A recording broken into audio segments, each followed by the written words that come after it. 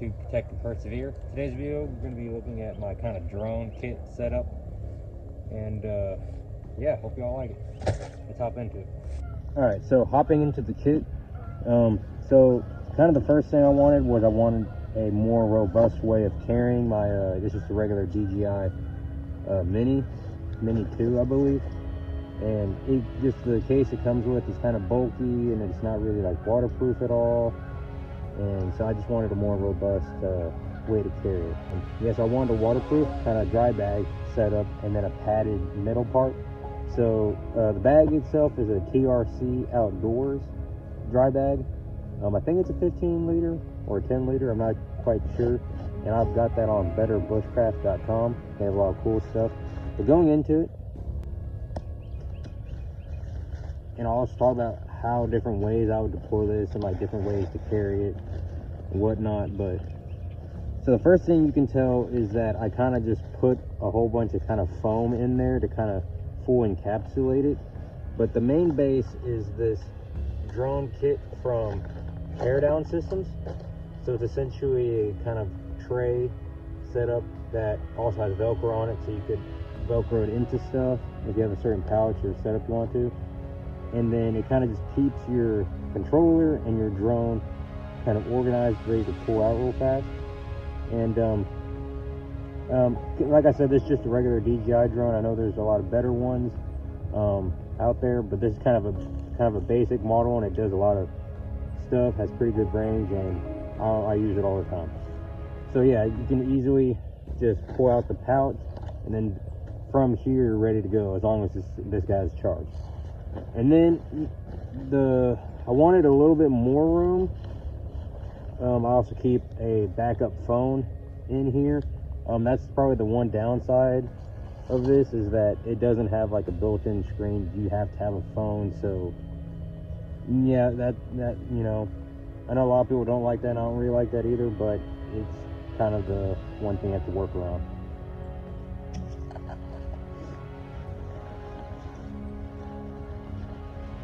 Like I was saying, I have some foam. That's like kind of the top piece, and I have it kind of set up like I just kind of cut up and folded a piece to where it's just like an insert.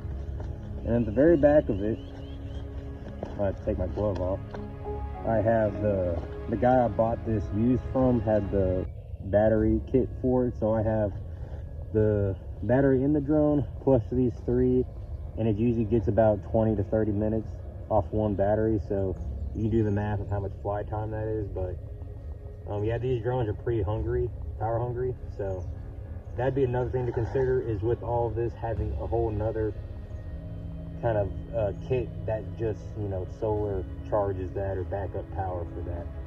Because if you want to use this for more than, you know, a short outing, you're going to have some way to repower this guy. So another way I would employ this is if I knew I was specifically going to be doing some drone work and some scouting, I would take my FullTang Tactical kit bag.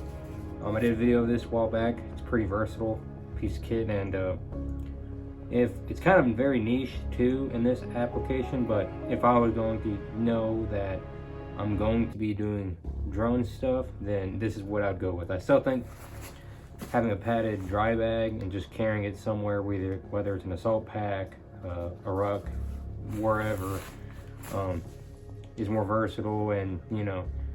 But if I know I'm specifically going out to do drone stuff, this is what I'm going to carry. So basically, I just have the main compartment. I added a shingle if I want to add mags to this, but most of the time, if I'm running this with like belt kit, I like carrying my ammunition on that. But I could always plus up if I need to. Ended up adding this little like side pouch that I can either keep my daytime binocular in there, or I could fit my thermal in it at night, and it is in a very convenient spot. But in the middle, I basically just took that drone kit insert, or the sled thing from Teardown Systems, and I velcroed it to the inside of the kit bag because it's Velcro lined. So I have a nice organized layout. So basically, I got like the drone, I got the controller, I can keep the phone in there, and then I just shove some more foam in there, And there's still a little bit more room there. I could throw more foam in there. A nice, fast, deployable setup that if I already have all this prepped, like let's say we're moving through an area, and I know that once we reach a clearing or whatever, I'm gonna just pop it out real fast and send it up. I could have all this ready to go, and then I just have to send it up when we get there. And then also, if we were doing something where I deploy it, send it up, if I want to land it somewhere else, or if I need to just hurry up and something happens, I can quickly just throw the controller with my phone in there and then pick up the drone later on. And still have relatively fast, you know, deploying and I guess equipping. But yeah, that's just another way I could carry it. And this way also allows me to, in lieu of keeping the drone kit in the bag, I could keep either more batteries or some type of recharging setup. Right now I just have a bunch of these kind of like backup batteries that have like a little bit of solar capability. I think it's only like a 5-watt output on this, so that's not really much, but I guess I could trickle charge a single, you know, just a single battery at a time, or the drone, and it gives me something, but honestly you need a lot bigger setup to power this. At least this has a decent amount of power and capacity just by itself. But yeah, that's just another way I would carry it. And so the main way I would deploy this is with my assault pack. I usually keep it in this little, in that beaver tail section, and I also keep usually a poncho with it. And the poncho is pretty important because, you know, not only is it a versatile, you know, piece of like survival equipment or whatnot, but also you get to you find a good spot you want to deploy your drone from. You're gonna have to set your drone up in a spot that, you know, obviously it can fly and get up in the air with, so you can't just be, you know, directly under a tree. However, you can then set up in a more concealed location, and then from there, this poncho serves a couple different purposes. First off, obviously if it's raining, yeah, it'll keep you dry, but if it's really sunny outside, you kind of just drape it over you, and then that way there's not really glare coming off your phone or your screen if you have a better drone.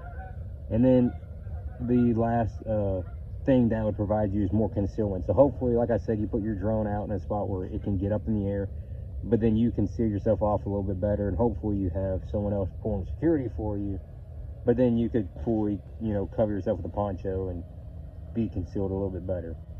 Whether I'm carrying it, you know, just by itself on a very short patrol, maybe I can wear this with my light fighter a lot of times. It just kind of sits up on top of the butt pack real good. Or if it was some type of special longer duration thing, or I wanted to just take my bigger large Alice, I can kind of just strap this to the Alice or just keep it empty inside of the pack, the ruck, and then when I want to actually make a shorter, you know, outing with the drone, take this off the ruck, leave the ruck, and then stuff the drone in there and then go do your reconnaissance or whatnot. Yeah, I hope y'all like this video. Do y'all think well, I think drones are obviously the kind of current one of the major current kind of tools being used on the battlefield these days, but do you think it should be almost like mandatory to have in your kit, or at least someone in your squad have it? Leave your thoughts in the comments below. I hope y'all like this video. Stay safe out there, and God bless.